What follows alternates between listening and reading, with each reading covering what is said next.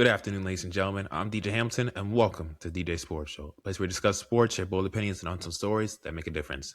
On today's episode, we discuss FIFA World Cup breakdowns, discussing some of the top players, teams, group stages, some sleepers, and who is the next potential face of soccer with Messi Ronaldo entering the twilight eras of their careers. I'm joined by Ben Gray, who's a fan-sided soccer expert out in London, and my friend Brady McNulty, who's a soccer player and follows the sport very closely.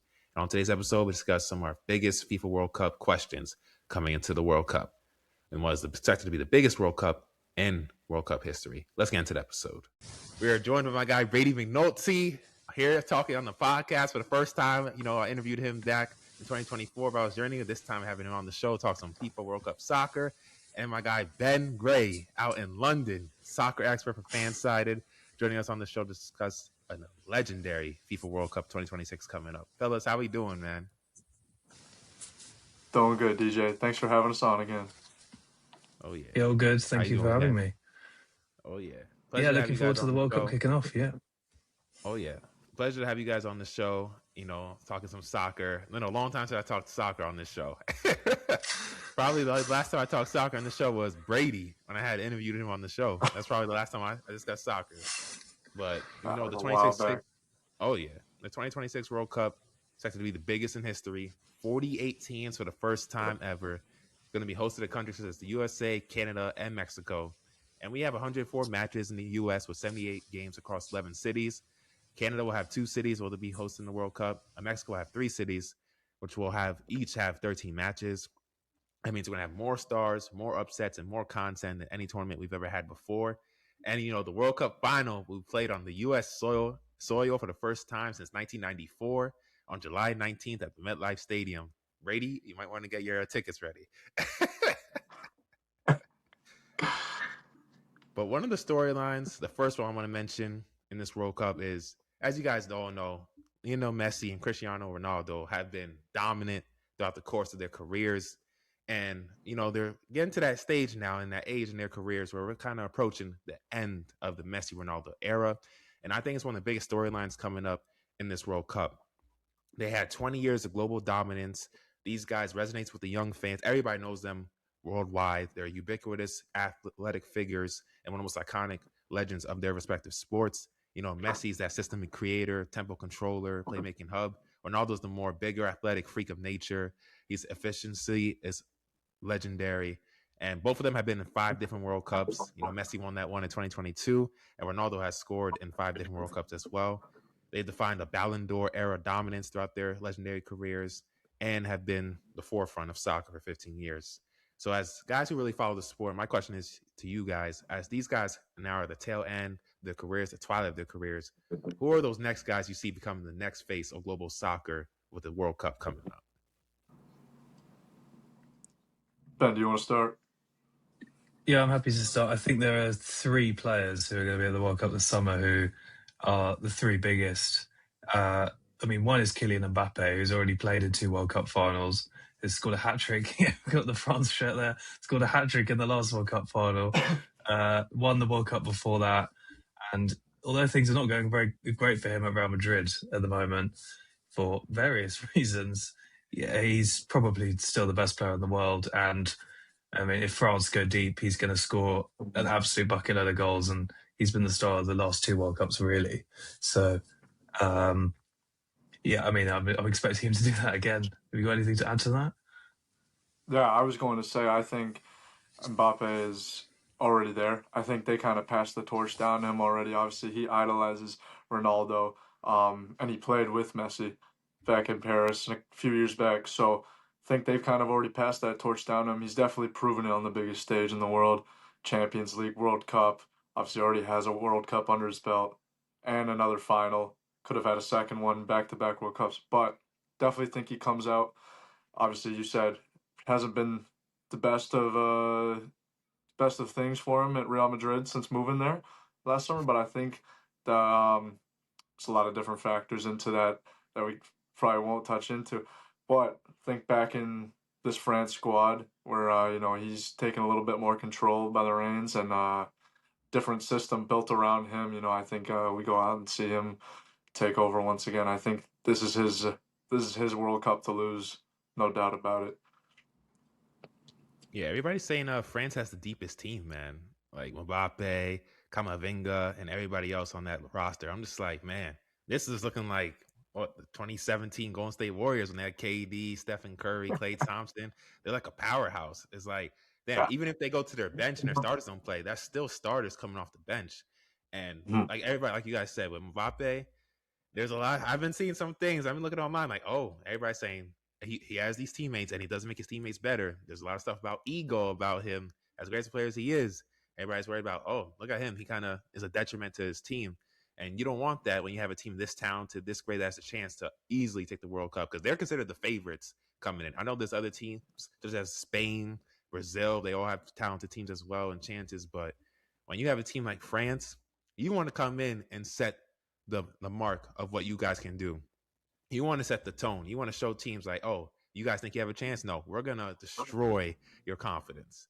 And Mbappe has to lead the race. And honestly, to me, he is the guy I think could be the face of the soccer, if not already. He already has, like you said, the World Cup. He had that hat trick in 2022, and he was dominant in 2022. Golden boot as well. So he already has those defining moments compared to some of the younger players who are just getting started. We're never going to mention, but he is someone I think he has to show his leadership. He has to do a better job of not letting his ego get in the way and just do what the team needs for them to win, be successful. Who else do you guys see being the next face? Because I have some other names. I was going to mention Jude Bellingham from England. Ben, I know you live out in London. What do you think of him? We have Lamine Yamal from Spain. But first get into Jude Bellingham from England, someone I know you probably seen up close. Well, that's an interesting one because he's kind of the face of the England team. He'd be in all the adverts and stuff, but he's not really a guaranteed starter because Thomas Tuchel is trying to build a system. He's come into England and said, I want my team to play like this. I want the left back to do this. I want the defensive midfielders to do this. And he's trying to pick the best players to fit each role. And Jude Bellingham is such a kind of all-rounder that it's hard to kind of put him into the team. So I wouldn't be surprised if when England play their first game of the tournament against Croatia, that he's on the bench, which would be an interesting dynamic because he saved England at the Euros 2 years ago.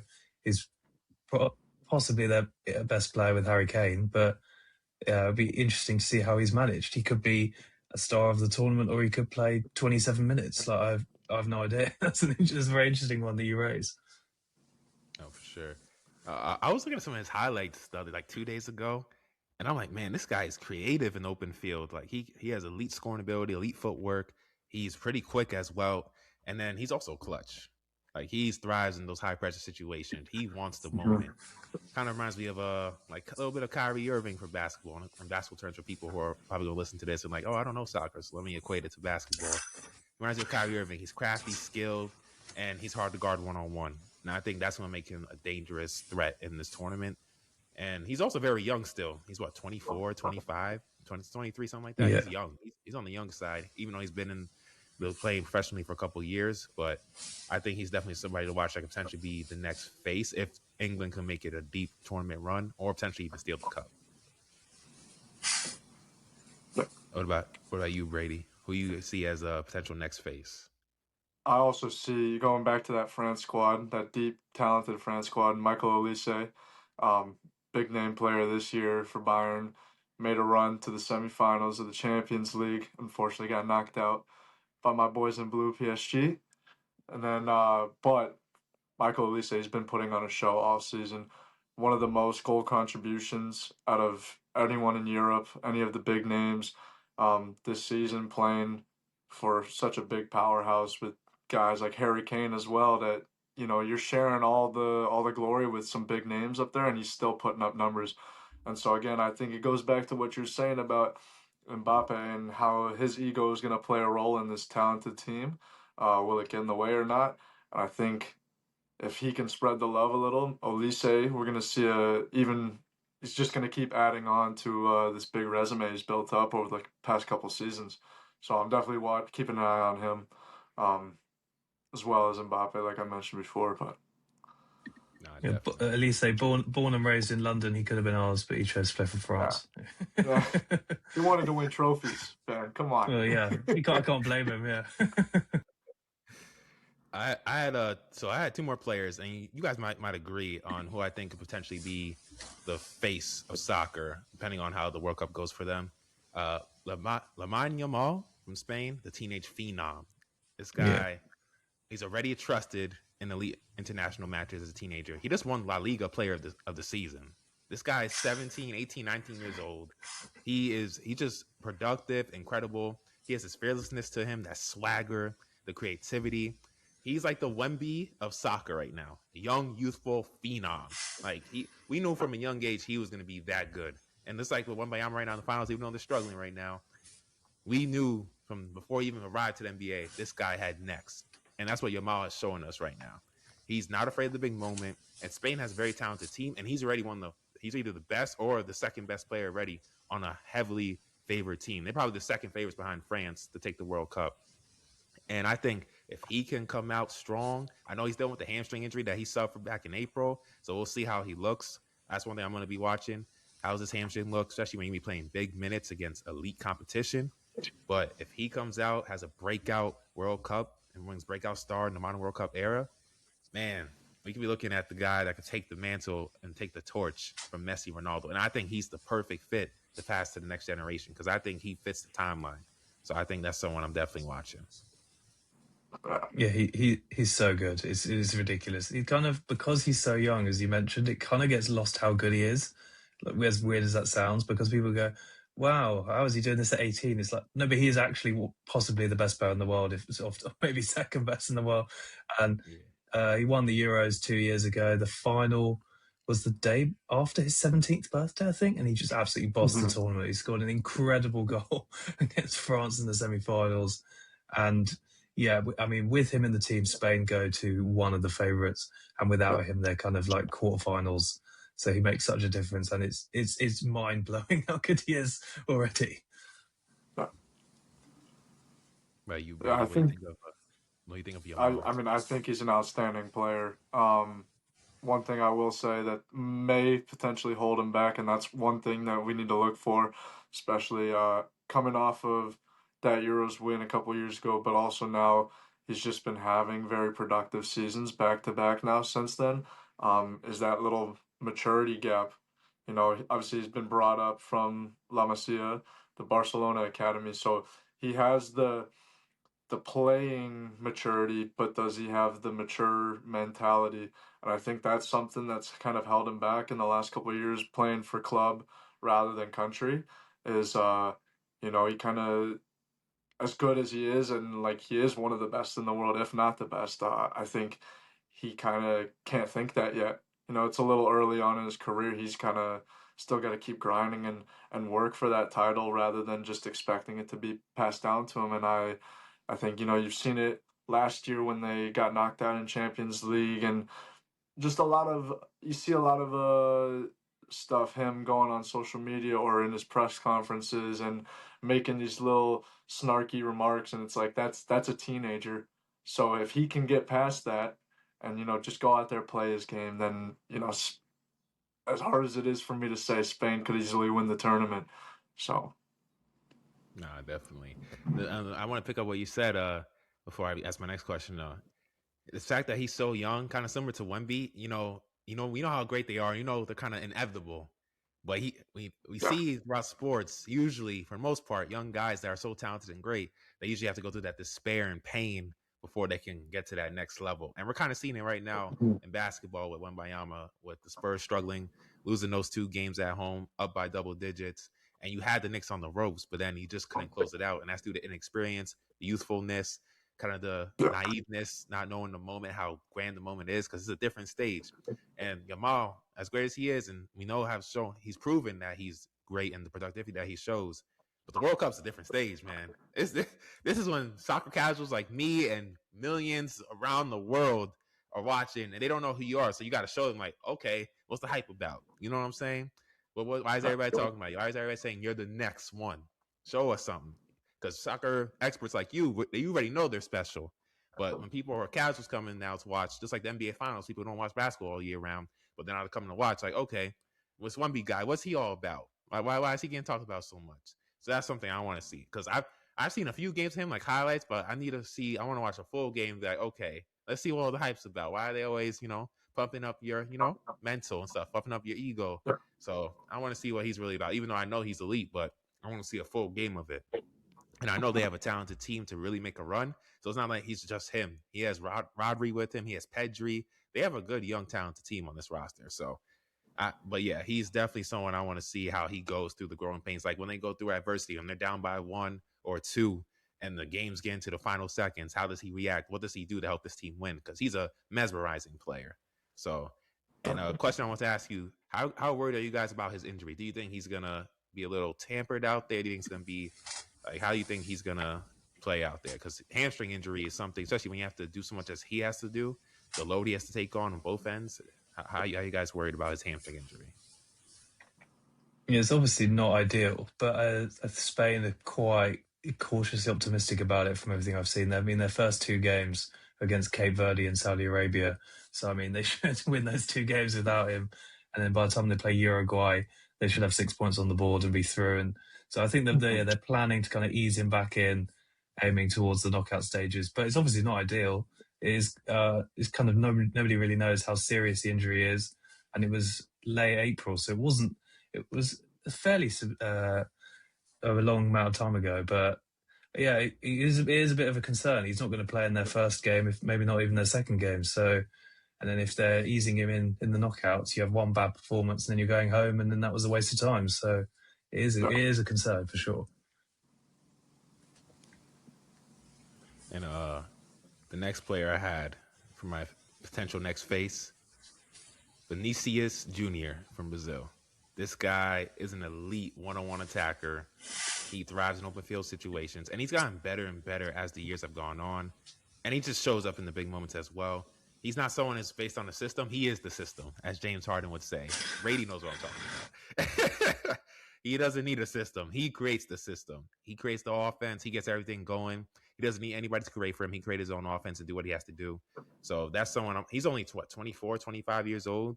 He's also still very young to his career, only been professional for a couple of years. So that's another guy I think could be the next potential face of soccer. So these are some guys I think that definitely have a chance to take that mantle or take the torch in this World Cup and see what they do. Next question I have for you guys is, who are your guys' 5 players to watch or that people should look out for in this World Cup?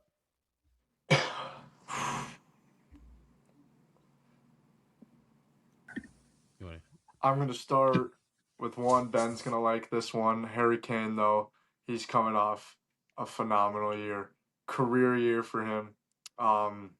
He obviously didn't have the best of luck with winning success back in North London. But now moving to Germany last season, he's already got a few trophies under his belt. Heartbreaking loss this year in the semifinals of the Champions League. And so I think and he's top 3 Ballon d'Or candidate right now, and so I think he's got a point to prove all the haters wrong that he's always I think he's always been an elite scorer, one of the best finishers of this generation by far, and just needed to be put in a system that could showcase that, and so I think he's coming on a career year now and ended out with a bang by bringing a World Cup home, potentially a Golden Boot, and solidify his case as one of the best strikers of this generation and Ballon d'Or this year. I also think, we might. I don't know if you're going to touch on the youngsters as well, but Pacho from Ecuador coming off last back-to-back Champions Leagues with PSG now, and he's kind of solidifying himself as one of the best center backs in the world at the moment. I'm also a little biased being a PSG fan, but take the fan lenses off, and I still would say that he's one of the best center backs in the world, and he's proven it time and time again in the last couple of seasons. And now he's coming into an Ecuador team who has some raw young talent, and I think I'm excited to see what they do. They're in a tough group with Germany, Curacao, and Ivory Coast. Ivory Coast who just beat this France team that we're praising so much the other day in an international friendly. So there's a lot of things to unpack, but I think Ecuador and William Pacho specifically are going to be something very exciting to watch. Ben, if you want to touch on a couple players before I go through the rest. Just on Pacho, I was seeing him in play in person last week. Unfortunately for me, he's still, even though PSG have won back-to-back Champions Leagues, he's still kind of underrated. A lot of other Yeah. PSG players get highlighted, and he's just like, oh yeah, and then there's Pacho, but he's an incredibly good player. I mean, in 18 qualifiers, Ecuador conceded 5 goals, which is absolutely mental, and so I'm not sure Ecuador are going to be the most fun team to watch for casuals this summer, but that often lends itself to being really good if you're not conceding very many goals and keeping games tight. So I think Ecuador could be very good, and he will be a key part of that. And just going back to your Harry Kane, if you're new to the sport, he scored 61 goals this season, which is insane. If you offer most strikers 40 goals, they go, wow, yeah, that'll be quite a lot. I'll take that. So for him to get 61 is absolutely mind blowing. So yeah, I think if England do well this summer, 100% Harry Kane is going to be at the forefront of that. Yeah. You guys, so other players, you guys mentioned Harry Kane. Who else? We mentioned Harry Kane and William Pacho from Ecuador as well. Uh, I'm looking out at Christian Pulisic for this World Cup. You know, being from the United States, uh, this is a he's not old, but he's getting there. He's been in the professional atmosphere for a while now, and um, the U.S. successful when it comes to CONCACAF competitions, Gold Cup, whatever. They got that fierce rivalry with Mexico south of the border. But um, when it comes to the bigger stage, time and time again, the U.S. keeps coming up short, and I'm excited to see what Pulisic will do because for club, he is outstanding. He had his fair share of time at Borussia Dortmund over in Germany, did very well, got him a move to England, where he didn't do as well, but still, you know, he had his good performances with Chelsea, and then now over in Italy with Milan, he's been outstanding. So I'm very excited to see. You know, I think this is kind of make or break for him. You know, silence the critics. Same thing I said about Harry Kane, but um, can he, you know, put the U.S. on his back and lead them at least to a deep run into the World Cup? Because there's a lot more teams. It's going to be a lot more fierce competition getting into those mid to later stages, and so can he lead them through, especially on home soil? So I'm very excited to see what he does there. No, definitely. I was gonna say, like Pulisic. I was watching some of his highlights too. Like they just played Senegal in the friendlies. I think yesterday or 2 days ago, and he had some big goals for them. And you know that's really as a USA soccer fan or anyone who watches soccer, you want to see that, especially considering he's kind of been inconsistent throughout the club season. He hasn't really had his offensive game going or anything like that. And you want him to get in the rhythm coming into the World Cup, especially when you're in their group that they're placed in. They don't have the most elite competition in their group. You know, you want him to get going so you guys can be confident coming out of group play. And because we're gonna get into the group soon, but you want to see that, especially as someone who's the clear leader. He's the most important player on the USA men's national team. So you want to see him get that confidence because if he has that, that spreads throughout the rest of your team. And Brady, as a player who has played soccer, he knows what that feels like. You know what I'm saying? So when you have your best player playing at his most confident level, it trickles down through the rest of the team. So that's definitely something you want to. That's a good sign if you're a USA soccer fan. And speaking of USA, this is a perfect time to ask this question. How do you guys feel about the realistic ceiling for the USA team heading into this World Cup, especially since they hold and host the World Cup final on U.S. soil? How do you think that adds a lot more pressure to the team overall? And what do you think realistically how far this team could reach? I can start. I don't think it adds as much pressure as people might think being on home soil. I think if anything that kind of alleviates some pressure for them. You know, they have their home crowd in front of them at every game now. So it's not like, you know, a World Cup in Brazil 10, 12 years ago and you know, it's hard to get some fans down there. You know, they're going to have people everywhere at a stadium they're playing in. So I think that's going to alleviate a lot of pressure. They're going to have the home crowd behind them. I think a realistic ceiling for them would be the round of 16. You know, they've done it before. with less teams, obviously, in the tournament. So I think with more teams now, it might be a little easier to progress, being that a lot of teams will make it into the round of 32 from the group stages. Um, Optimistic they break past the round of 16, but definitely think they can make it there. Again, goes back to the point about Pulisic. If he's hitting on all cylinders, that trickles down to the rest of the team and could bode well for them. So all things have to be clicking for them to make a deep run. But I think it can happen. I think round of 16, potentially quarterfinals, is a good ceiling for them. Yeah, I think that if the USA gets to the round of 16, that's probably about par. That's where they were 4 years ago. Anything before that would be a massive failure, and I think quarterfinals would be a major success, which is kind of really hard because you get lucky with the draw. You could be about to face someone really good, and then they lose on penalties to someone, and then you're playing someone not so good, or a heavyweight messes up in the group stages, and all of a sudden you're playing Brazil or whoever in the round of 32, and you're like, well, hang on a minute. So I think it does depend on how the draw shakes out.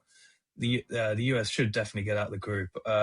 I wouldn't be quite as dismissive of Paraguay, Australia, and Turkey. I think they're all solid teams, but the US should get enough points to go through. And I think kind of most outcomes are on the table for them, but probably not going really, really deep into the tournament. No.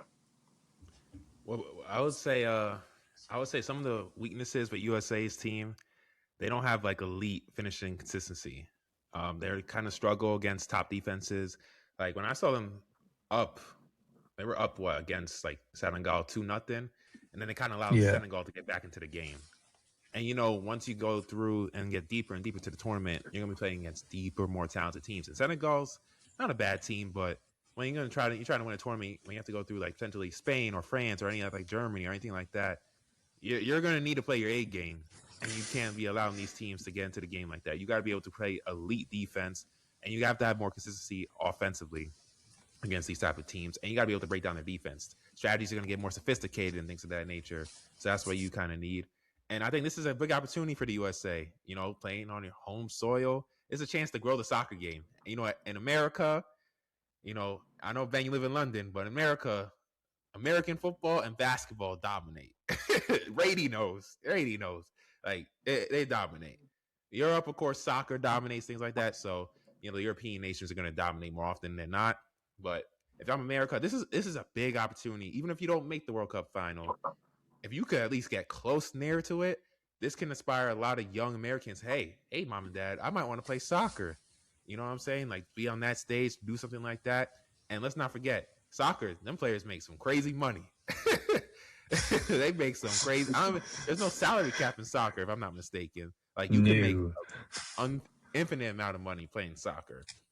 So if I'm USA, this is great for the sport.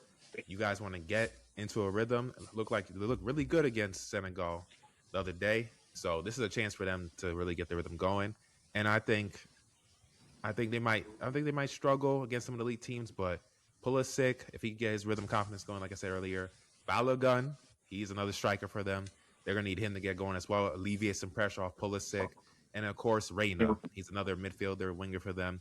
He's one of the most creative players on the team. He can unlock the defenses with his passing and get some easy scoring opportunity for Pulisic and Balogun as well. They don't need to dominate games, but if they could have stayed in the moment, keep the score close, I think they have guys to survive in those big moments who've been there before. So that's definitely some of my questions and concerns with USA and what they need to do. Another team I think that has a lot of pressure and identity reset is Brazil. This is a team that's been one of the most talented teams for a while. They've had a lot of great soccer talent over the years, but they haven't won since 2002. There's a lot of national pressure. You got Vinicius Jr. on this team, and they've gone under an identity kind of reconstruction. Carlo Ancelotti, ever since they got him, they're more organized, better defensive structure, and they're not as dependent on individual brilliance of Vinicius Jr. They're kind of more of a team-balanced attack. And they also got Enric, who's another great young scoring threat as a striker for them. He's another potential future star for Brazilian soccer and as a breakout player. Neymar, I know he's dealing with some injuries as well. Rodrygo, unfortunately, torn ACL. That is a big bummer for them. They lose some depth right there in the attacking depth for them. And we'll see if that hurts them. But losing an attacker, you want to have all the healthy attackers you possibly get on the offensive end. I think that could probably play a point, and if they don't reach their level of potential of their ceiling. But those are some key things for me. And I want to ask you guys, what do you guys think of Brazil's overall team? How far do you think they can go as well, especially considering different, head coach or whatever at the top running things, and Ancelotti, they've been better, more of a team organized system. How far you guys think they can go? Ben, do you want to start with this one?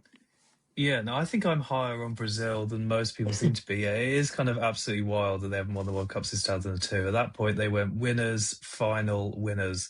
And then since then, they've got only the quarterfinals every time, apart from when they hosted, when they got to the semi-finals and lost 7-1. So that also didn't go very well. But I think they have a really good team. Like, the Neymar situation, I think Neymar being injured might help them because he's definitely past his best, and the pressure on Ancelotti to pick him was huge. Like, I think he is basically only in the squad because there would have been such an outcry if he wasn't. That now he's injured, they're not forced to pick him. But the players that they do have that will play, I think they do have the building blocks of a really good team. The Vinicius, that you've already mentioned, on one wing. Rafinha has been absolutely outstanding for Barcelona on the other wing. Gabriel from my Arsenal and Marquinhos from your PSG is an excellent centre-back pairing. They have a very solid midfield. And I personally think Brazil are in the kind of top tier of favourites to win it, whereas most people don't seem to agree with that. But yeah, you were right. One of the first things you said is that they're under pressure. Brazil are always under pressure. They either win the World Cup or they fail. So, and that's not going to change anytime soon. So, but I think they have a really good chance. I think they're one of the teams who genuinely could win it, yeah. What about you, Brady? Yeah, I was going to touch on that they have, honestly, looking at all the squads on paper, people were a little concerned with some of the choices being made. Some big names being left out of the squad, like João Pedro up top. For them, that's a huge miss on I believe on Ancelotti's part. But I'm excited to see what Rafinha, Vinicius Jr. do. Igor Thiago's had a good season with Brentford, who's been battling in the Premier League. So I'm excited to see what he does. I think they honestly have one of the most well-rounded teams, solid core midfield that's very experienced on the big stage with Casemiro and yeah, I agree that center back pairing I think is arguably the best in the world.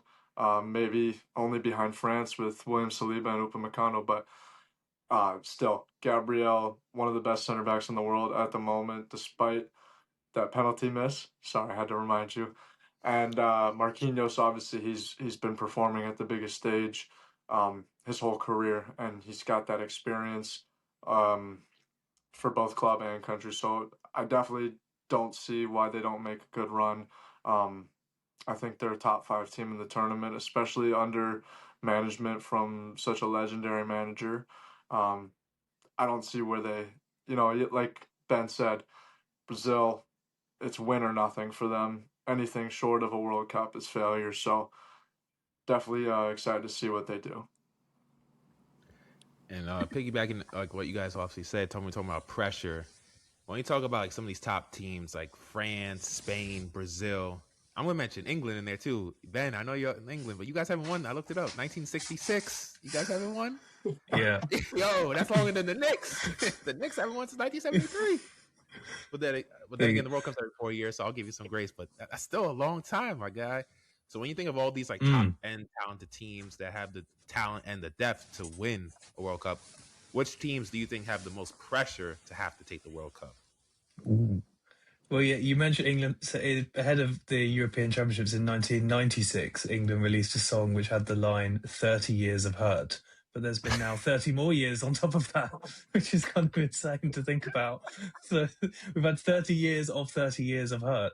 But in the last recent tournaments under Gareth Southgate, England got World Cup semi-finals, World Cup quarter-finals, Euros final, getting really close and not quite getting over the line. So they brought in Thomas Tuchel, who's managed Borussia Dortmund, PSG, Chelsea, and they basically said to him, like, his contract probably had one line on it, his remit is win the World Cup, which I would say brings quite a lot of pressure.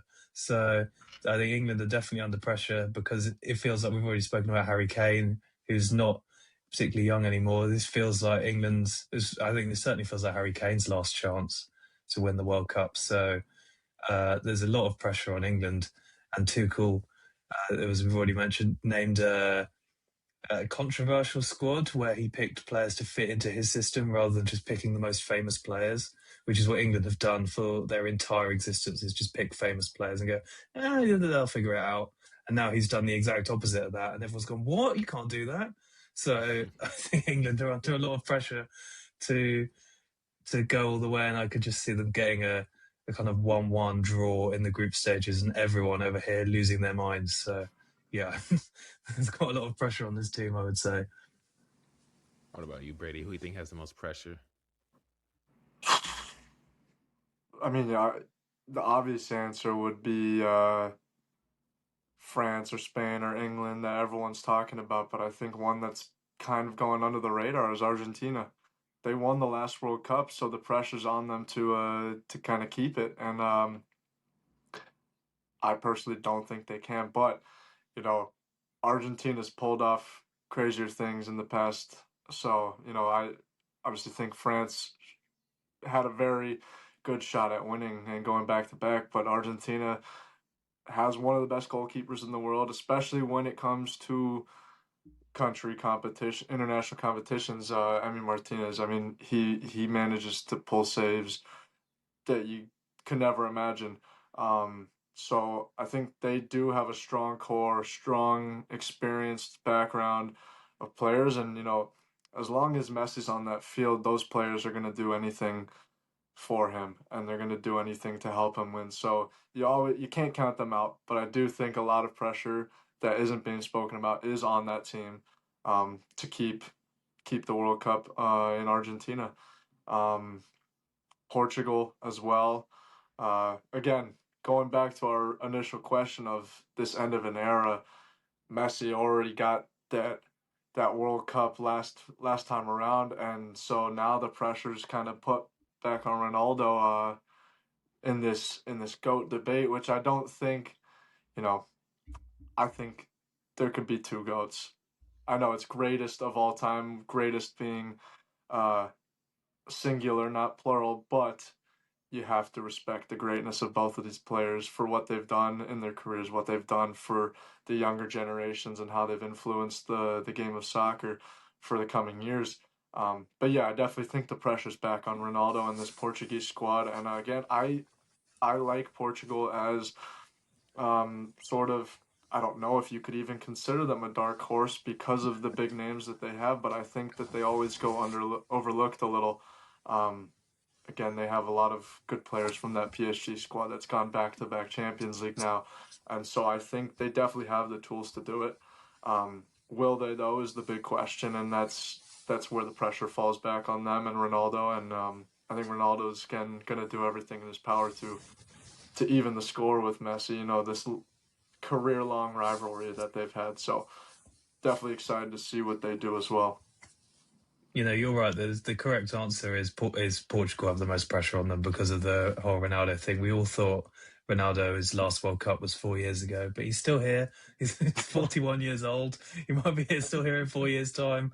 Who knows? But Portugal are a very interesting team. You mentioned that. Do they have the best midfield at this tournament with João Neves, Vitinha, and Bruno Fernandes? I mean, that's an incredible midfield three. And then they have incredible wingers as well.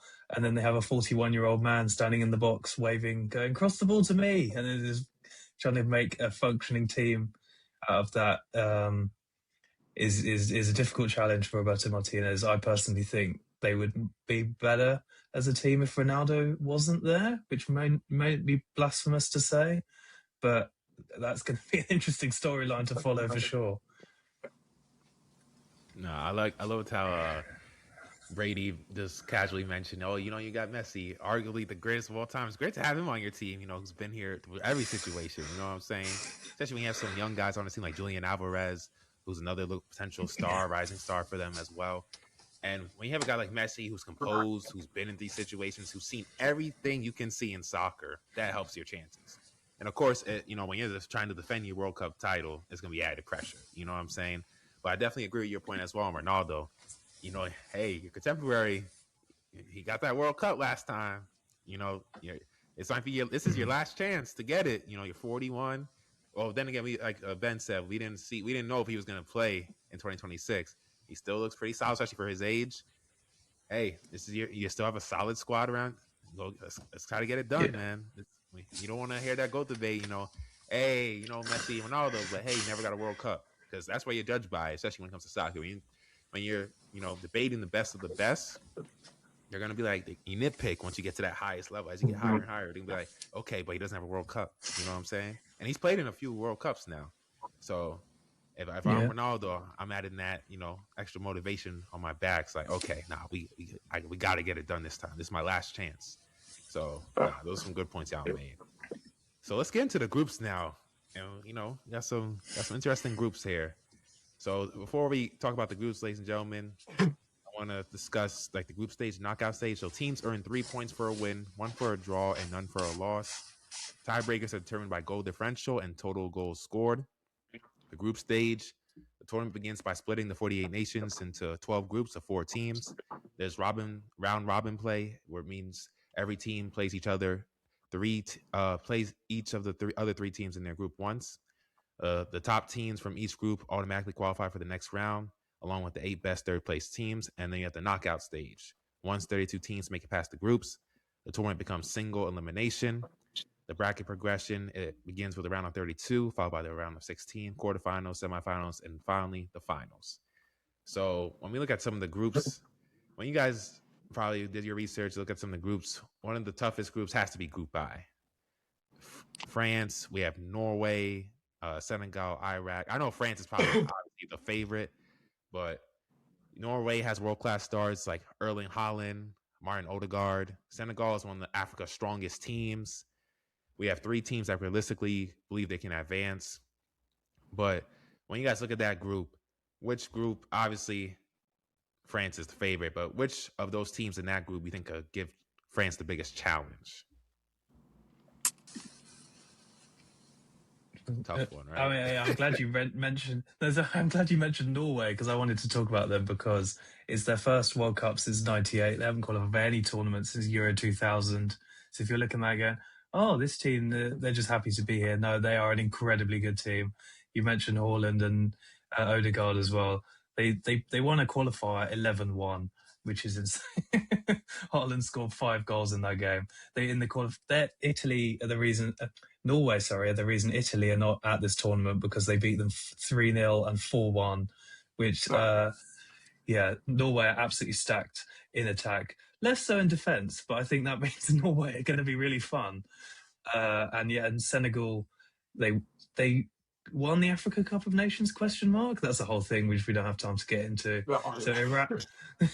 So Iraq, who snapped up one of the very last places in March. They're back at the World Cup for the first time in 40 years, and I hope they have a good time, because they worked really hard to get into the World Cup, and landing in this group where goal difference, as you mentioned, could be important. I think Iraq are gonna.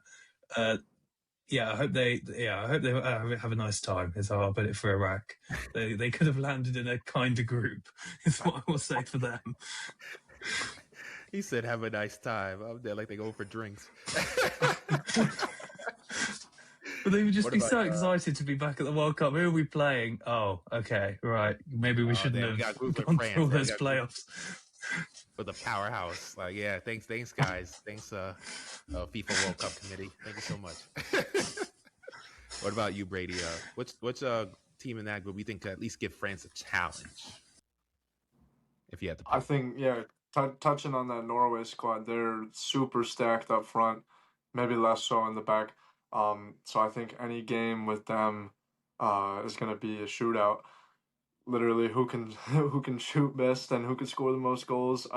So for France, they do have one of the best defenses in the world. They have one of the best teams in the world. Point blank. Period. Can they sustain that outrageous attack from that? just ongoing constantly. That Erling Haaland, Odegaard, they're not going to give up there. So can they contain them? One, and two, if they can't, can those talented forwards, Mbappe, Dembele, Olise, can they match it and do better and outscore that Norwegian team? I think they can, but I think Norway is definitely going to give them a run for their money and definitely make it not a cakewalk through these group stages. I also wanted to touch on, Group H. I know Spain, one of the World Cup favorites, is in there, but again, like we said with Yamal's injury and his questionability for the first couple matches of the groups, that Uruguay team has some experienced players. They have some young talent. They've been at the biggest stages of the world before. So I definitely think they're a team to watch in that group. Saudi Arabia, we saw what they did to Argentina last World Cup. So, and Cape Verde, they're a fun team to watch.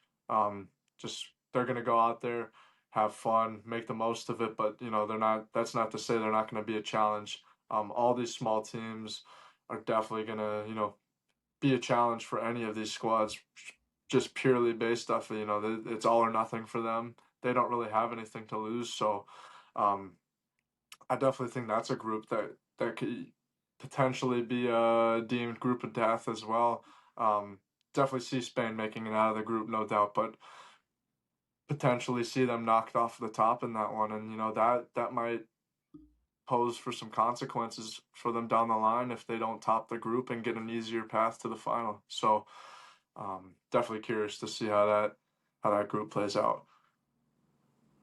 No, definitely. And another group of death, because there's some good groups in here before we get into some of the easier groups. I wanted to mention was Group L, and this is your England. Then you have to mention them: England, Croatia, Ghana, Panama. England's a title contender, but Croatia might give you guys some problems. They made the 2018 finals, 2022 semifinals, and Luka Modric is a former Ballon d'Or winner. It ain't gonna be easy trying to go up against him. And they have a very talented team as well. Ghana's athletic, capable of surprises, things of that nature. So, I think the key match is going to be England versus Croatia. What do you think your England team needs to do in order to come out on top of that group? Oh, I'm glad you mentioned Luka Modric because he's one of 4 players at this tournament who is going to appear at a 6th World Cup, which no one has ever done before. So, he's 40 years old and he was still one of the best players in Italy this season, which is insane. And it does feel like England play Croatia every kind of 5 minutes. You mentioned they got to the World Cup final in 2018 where they knocked out England to get there. Croatia are just a really solid team because they don't have the biggest pool of players to pick from because it's only a country of 3 million people. They massively punch above their weight. But then that means that the core group of players have played with each other for years and years and years and all have Modric is about to get to 200 caps, which is kind of only 3 other men have ever done that. That will be a difficult game. This is kind of what I was referencing when if England have a bad result, then the British media is going to lose their minds because that England-Croatia game is the first game next week. And then England did beat Panama 6-1 in the 2018 World Cup, but Panama have got a lot stronger since then. Thomas Christensen, their managers, come in and really turn them around. They beat the US in the CONCACAF Nations League last year. So I think casual English fans are going to think, wow, Panama are completely rubbish. Didn't we smash them last time? And then even if that game's 2-0, we go, what's going on here? But so it is a challenging group. Ghana as well are a decent side. Their best player, Mohamed Kudus, is injured though, unfortunately. But they do have Antoine Semenyo, who is one of the best players in the Premier League this season. There's no really. England should top that group with the worst kind of 2 wins and a draw, but there's no completely hopeless team in that group. So I'm not expecting any of those games to be easy, especially if English people are having to deal with hot weather in various parts of America as well. Yeah, I don't know. You sound a little hesitant there. You confident in your team? I know you sound a little oh man, we got Croatia. We got I don't know. All the pre-tournament stuff just screams of early knockout round exit on penalties to not very good team. I don't know. That's just the vibes I'm getting. I'm just looking at the fixtures now. The three England group games are in. I mean, luckily the first one is at the Dallas Cowboys Stadium, which is indoor, which I'm sure the England players will be thankful about. And then it's Boston and New Jersey. I mean, you can tell me what the weather's like there, but if England progress further, they'll be playing games in Miami and Mexico City, and they're going to need a lot of sunscreen. These players, if England go a long way through. They're gonna need that sunscreen and a sun umbrella to keep cool, especially when they're not playing, because it's gonna summer. It's hot over here in the U.S. It is hot. I ain't gonna lie. In summertime, it's hot. Yeah, there's Scotland are playing Brazil in Miami, and there's going to be so many sunburnt Scottish people on the pitch and in the stadium. I just feel like that's a concern for England as well. You know, especially if they don't close that dome. But I know most soccer fields, they usually have it open, so that's what makes it worse. Yeah. It's not like American football where they usually some domes, they have the ceiling closed off, so they don't have to worry about the weather or anything like that. So that's definitely something that's going to be interesting to monitor. Next one, I want to talk about some of the easiest draws now, some of the easiest groups. So let's talk about Group D, where the U.S. is in, Paraguay, Australia. Do you think this helps the U.S. being in an easy group to start off, especially considering they don't have to go up against some of the like elite giants like Spain or England or France?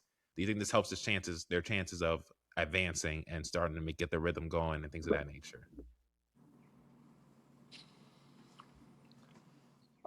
I'm going to preface this by saying I don't think there's anything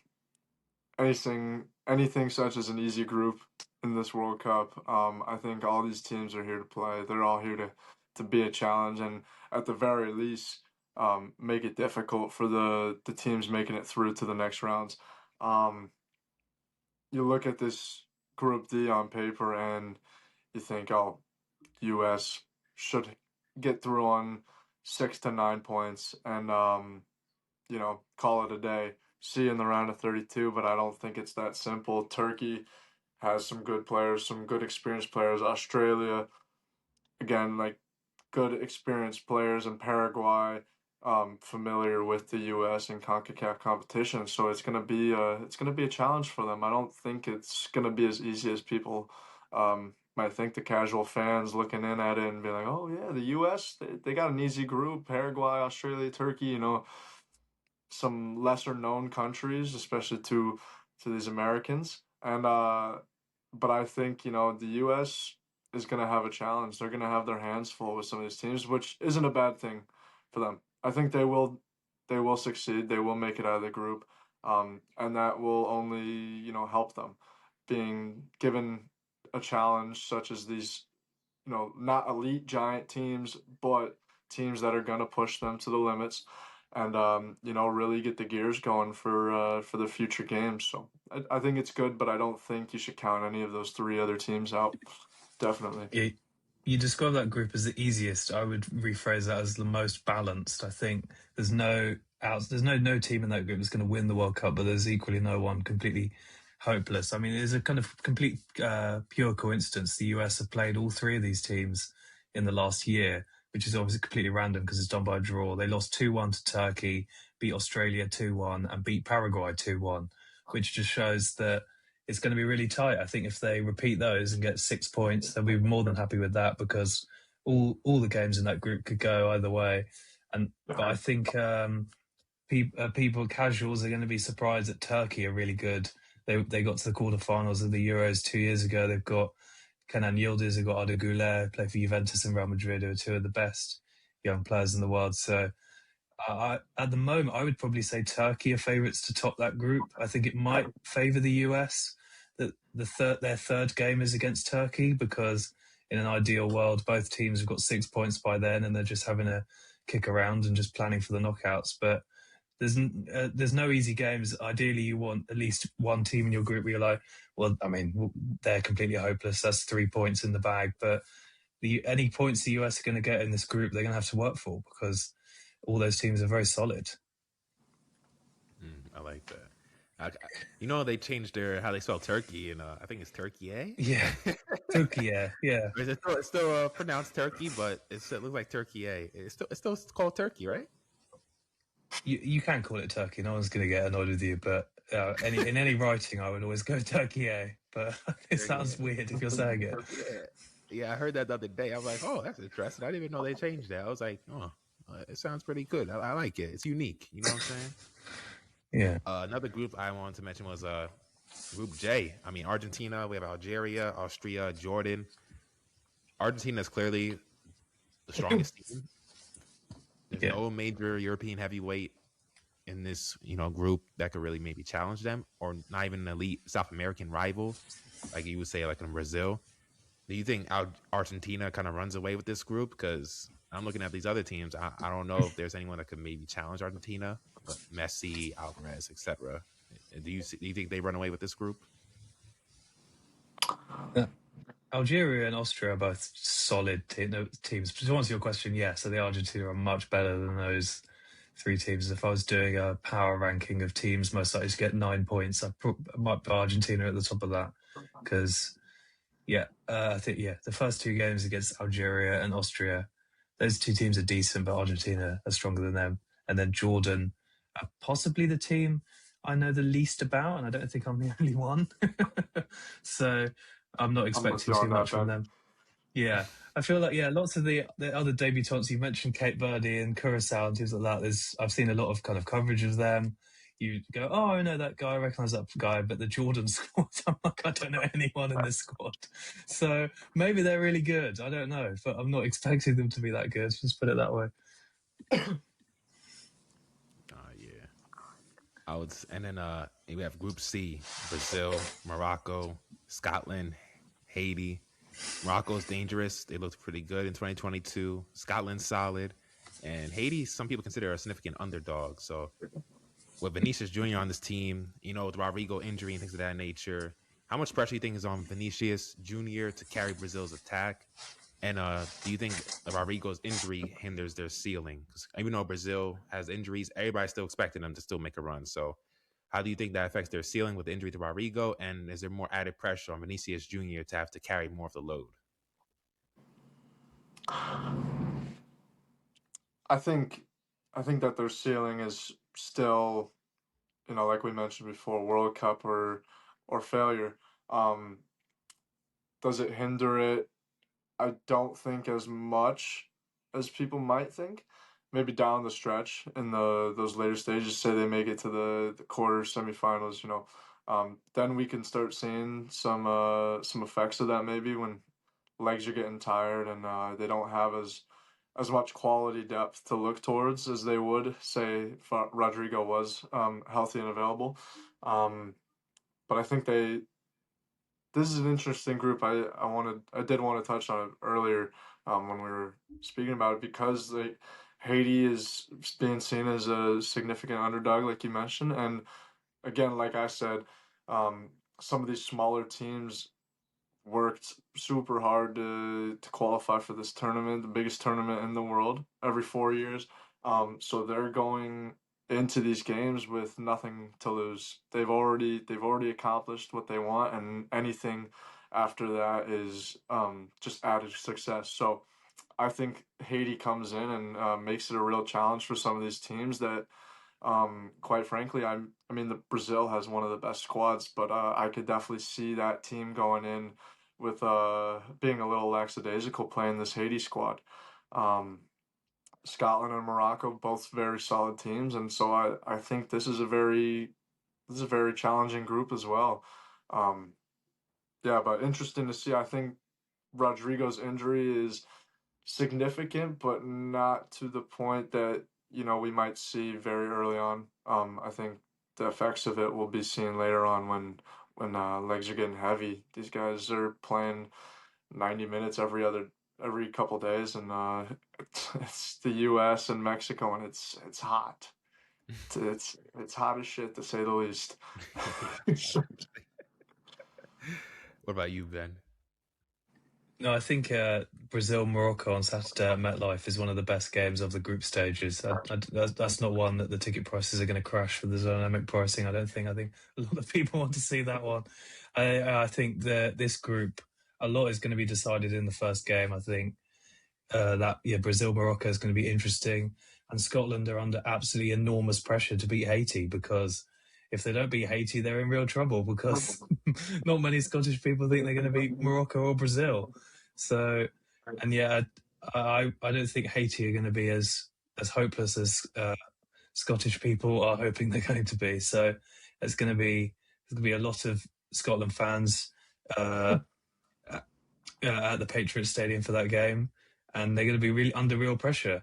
That game kicks off at 2 a.m. here. Scotland are having a national holiday to celebrate the game, so people can stay up and watch it. And yeah, the pressure is going to be really on them to beat Haiti. And if it's 0-0 at half time, they're going to be panicking a bit because games against Morocco and Brazil are lurking off after that on their schedule. So yeah, that two really interesting games coming up next Saturday. No, for sure, for sure. So let's get into some. Now we talk some group stage. Let's get into some of the sleepers. I want to ask some of you guys who follow the sport. First, we'll get into for teams. Who are some of your sleeper teams entering the tournament that you think people are not really talking about? That think you have a chance to upset one of the bigger favorited teams that can potentially make a run? I mean, we touched on them a little bit earlier, but Ecuador is by far, I think, in my opinion, and maybe Ben as well, but for me, they are the biggest dark horse of this tournament. I think they make a very challenging run through the knockout stages, and maybe I think their floor is the round of 32. There's no doubt they're making it to the out of the group stages. I think their ceiling is honestly quarterfinal. They had, like we said, in all their qualifying games, what did they give up? Seven goals, and so they had yeah. So even five, I added a couple there, but no, yeah, they're even better than I thought. And so you have that solid defense. Two of which just played each other in the Champions League final, Pacho and Hincapié, two very, very class defenders, leading that back line through this tournament. And then they have just that South American flair to them. They're gonna go in and challenge these teams, have a little swagger to them, and I think they make a deep run. That's my sleeper pick. No, I would agree with that. I think they didn't even mention Moises Caicedo as well as one of the best midfielders in the Premier League, but I think maybe a lack of world-class attacking difference makers could be a problem for Ecuador. They've tried to move on from Enner Valencia, who's 36 years old, who's their captain, who's their record goal scorer of all time. They're trying to move on from him, but he's still there. He's still going to be leading the line for this team because they haven't got anyone better. But defenses do often get teams through, especially in a tournament where playing games every few days, where it's boiling hot, as we keep mentioning, where games are low scoring. And I just had a look, because I had to double check that Ecuador unbeaten in 18 games, which is kind of insane. If a traditional heavyweight was doing that, we'd all be going, wow, they're going to go all the way. So yeah, it's going to take a serious outfit to knock out Ecuador. So I endorse them as a dark horse. And again, to piggyback off what Ben just said, DJ, you're familiar with this, but offense wins games, defense wins championships, and so I think that's going to be one of the biggest things that we see in the World Cup. It's going to be the biggest determinant factor of success in these games, especially again, like you mentioned, with the weather and just the grueling conditions that these guys aren't used. Many of these players aren't used to. So with that solidified back line and Moises Caicedo right in front of them to anchor the midfield, they're going to be hard to beat when it gets down the stretch and teams are losing legs under them, and they're just going to keep that goal protected by all means. So yeah, that's what we already mentioned them as well, but the kind of obvious dark horses are Norway, but I kind of fear that Norway will be too fun to be dark horses, that they'll just eventually lose a game 3-2 or something because, yeah, they're absolutely stacked in attack and lesser in defence. So if Norway and Ecuador could combine, they would be completely unstoppable, but I'm not sure how realistic that is geographically. No, that's funny. Nah, I like the insight you guys gave right there. Speaking now that we're the sleeper team, I want to ask you guys who are some of the underrated players or sleeper players you think people are sleeping on that people are gonna really realize, oh, this guy's really good, or could have be a key X factor to a team to help them win. Who are some of the players you guys think are some of the most underrated heading into the tournament? Ben, if you want to start with this one. Yeah, that's a good question. I mean, you could go a lot of different ways with this. I think if I'm looking at England, I think it could be Morgan Rogers. He's had an excellent season for Aston Villa. And at the moment, it looks like he's going to start as the number 10 instead of Jude Bellingham. Thomas Tuchel really likes him. And apparently, my team Arsenal are trying to sign him, so I'll be keeping extra eye on him this summer in case that does happen. But yeah, playing for Aston Villa, he's not really a household name yet, but he could play a starring role for England if they go far. So I think Morgan Rogers is a name people are going to become more familiar with for sure.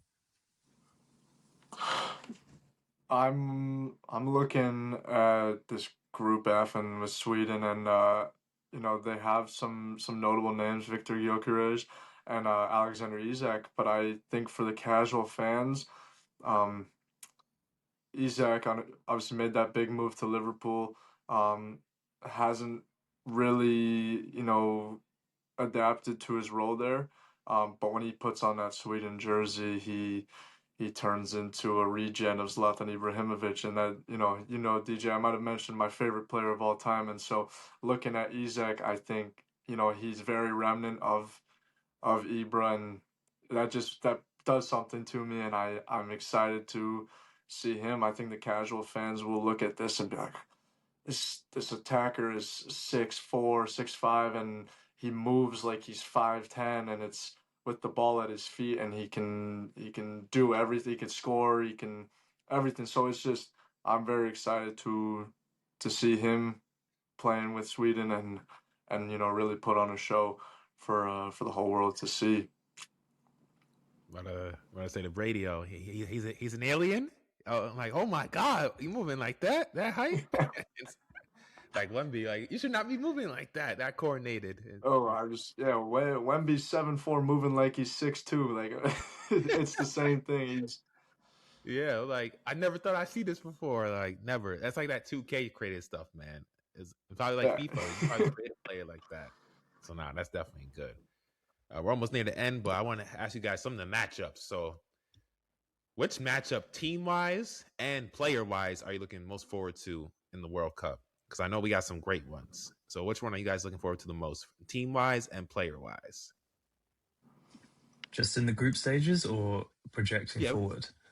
Projecting forward, group stages, either one.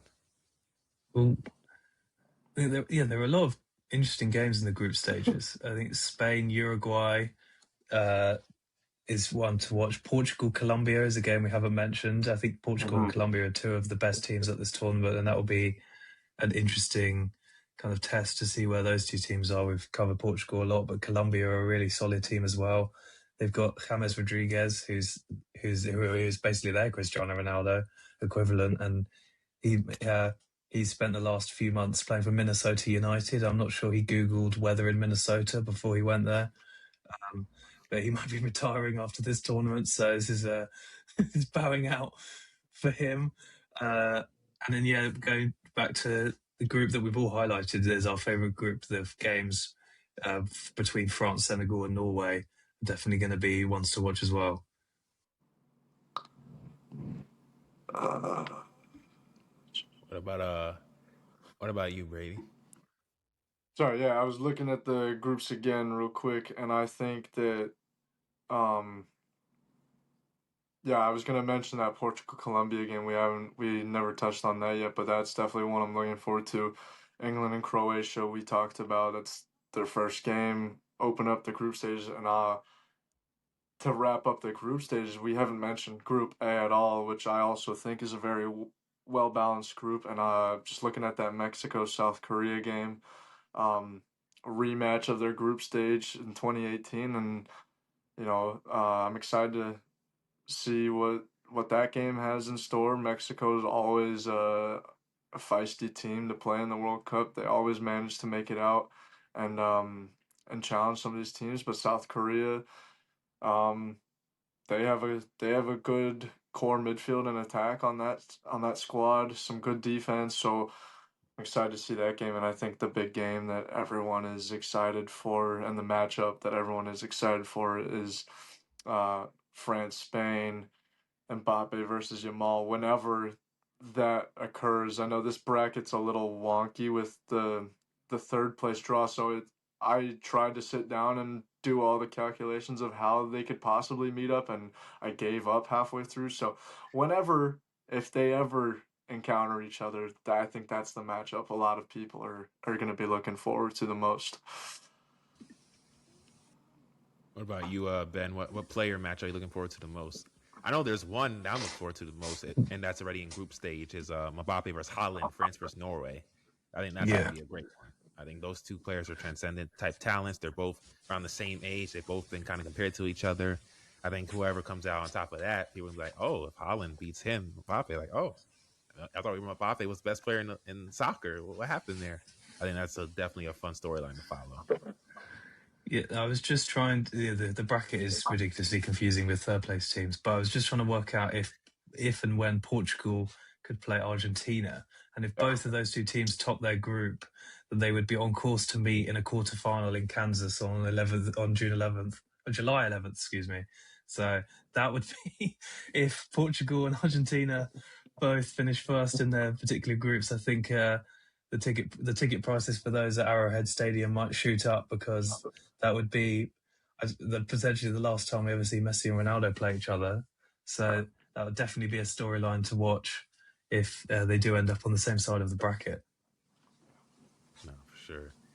And as we get close to near the end of the show, out of all the groups, which one you think is the toughest of all these groups that you think a team will have to really pull their best efforts to come out of?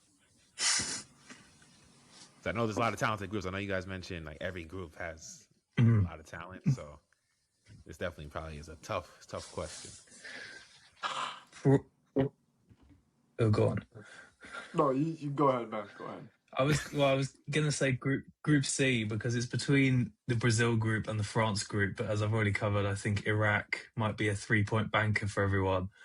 So I think it's probably the Brazil, Morocco, Scotland, Haiti group, because all three of those teams are going to be under pressure to beat Haiti by a big margin to improve their goal difference. But I don't think Haiti are going to be that bad. So, and then Morocco, yeah, semi-finalists last time round. Brazil, always one of the favourites. Scotland are a solid team. So, yeah, I think that's going to be the most challenging group. Only looking at groups that has a heavyweight in it, because a group like Group A that Brady mentioned a minute ago, I think all four of those teams might be bad. So that's going to be quite a competitive group.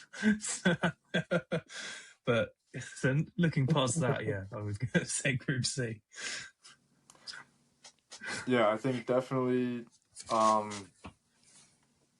I think two groups the last two groups that we really haven't spoken on are Group F and Group B, and I think for those teams, that's Group F is looking like it's going to be a tough one to get out of for whoever that unlucky fourth team is.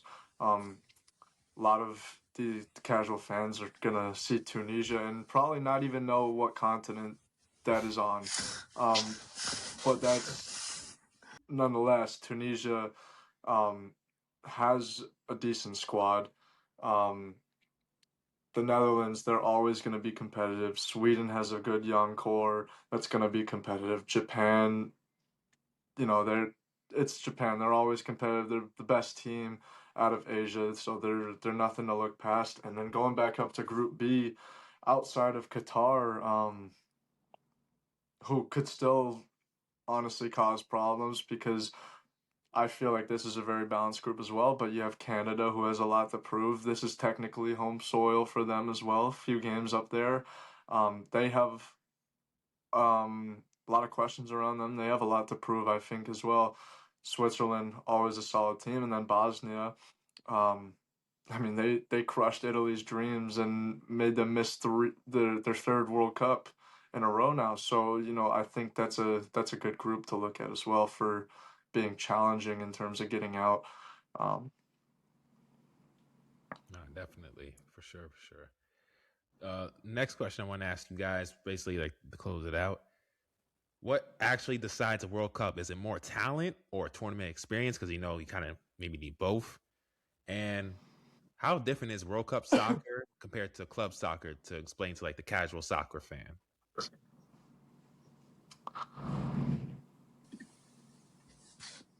Usually the best team wins. Like I mentioned with England before, England managers throughout the entirety of history just pick the 11 most famous players and go, "Wow, it will be all right." But you have to build a cohesive team, which is what Thomas Tuchel's trying to do. I think 4 years ago, Argentina on paper didn't have the best kind of like the most stacked squad, but they had a solid team that kind of worked together and all, as was mentioned already, was worked around Lionel Messi.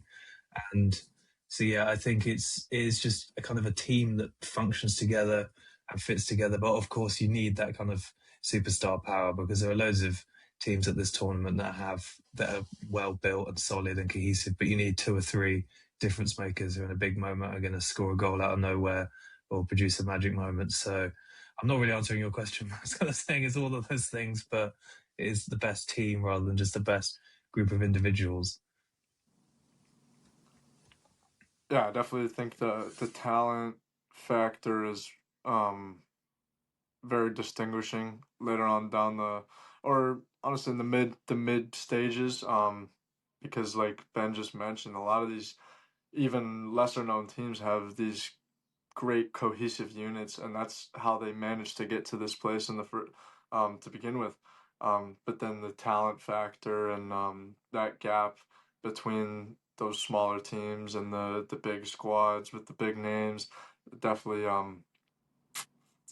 definitely distinguishes the two, and you see the difference when it matters the most. But definitely think the experience as well, like Ben mentioned, that Argentina team didn't have the best team on paper, had a very good cohesive unit that worked around Messi, but they also had the experience from prior tournaments and World Cup, and so they got it done. They knew what it took to get to that stage, and what it took to even boost themselves over the competition to jump that hurdle and win the World Cup.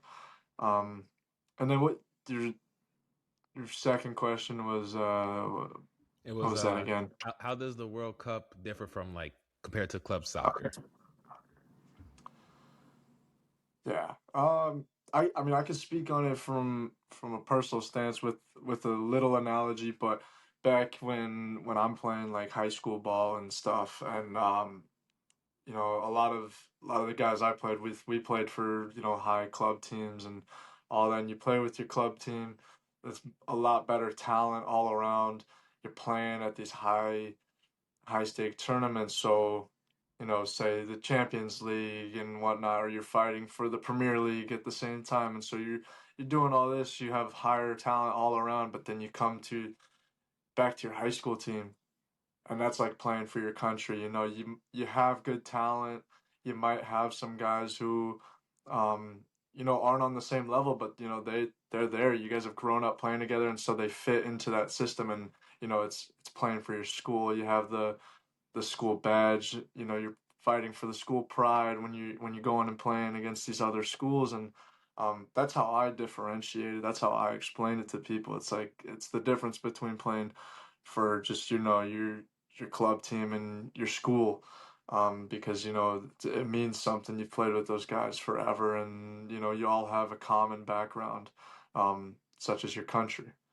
Um, Yeah, the club teams are always kind of more cohesive and more well built. Like they're training with each other every single day. I think if uh, a club team like Arsenal or Man City or PSG or Barcelona was to play a national team, that they would obviously wipe the floor with them because these national teams are only meeting up 5 times a year for a few days. So they're not being able to build relationships in the same way.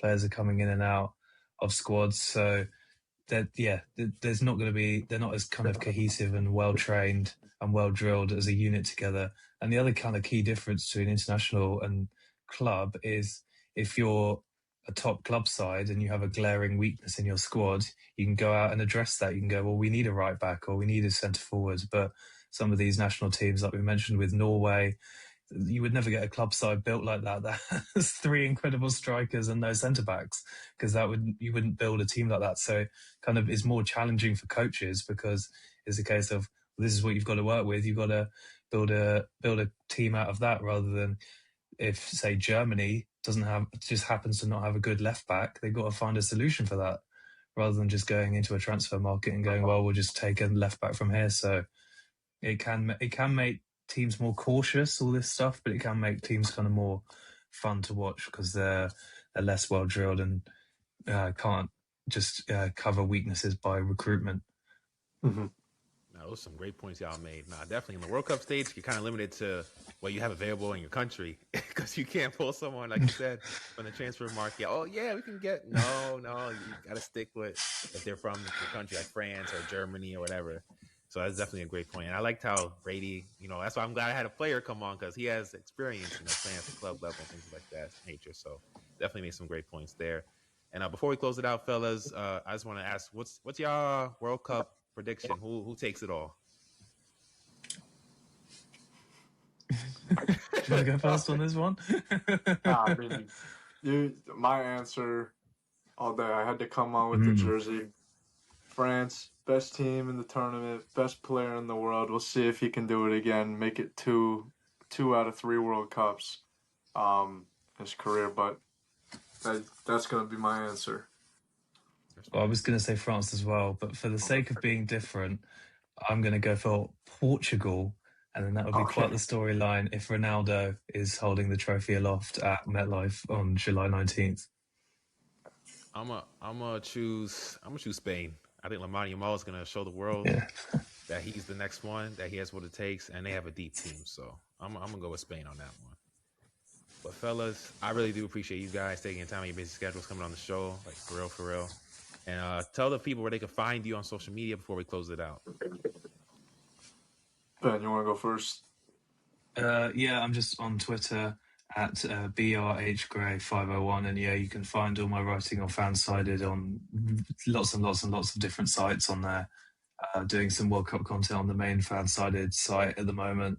It's going to be going out next week and throughout the tournament. So there's a lot of great writers there, and me. I'm on Instagram. You can follow me at McNulty_soccer. That's my private training account. I'm still playing collegiately, Division I program here in New York, but I also do private training on the side. So you can go follow me. I don't have more talking points up there, but could potentially in the future throw that in the mix. But definitely, if you want more soccer content, there it is. Definitely, ladies and gentlemen, make sure you guys go follow Ben, follow his socials, follow Brady, follow his business account. These are guys who love soccer, live, eat, breathe, die soccer, everything. So if you love soccer, they're the people you want to follow and things of that nature. But yes, ladies and gentlemen, that's going to do it here on the DJ Sports Show. My guys Ben Gray from London and my guy Brady out in Upper New York. This has been a great show, talking some FIFA World Cup breakdown, sleepers, and things of that nature. If you guys listen on YouTube, make sure you like and subscribe. And listen to audio platforms, leave a 5-star rating. I'm your host, DJ Hampton, DJ Sports Show, and we'll see y'all next time. Peace.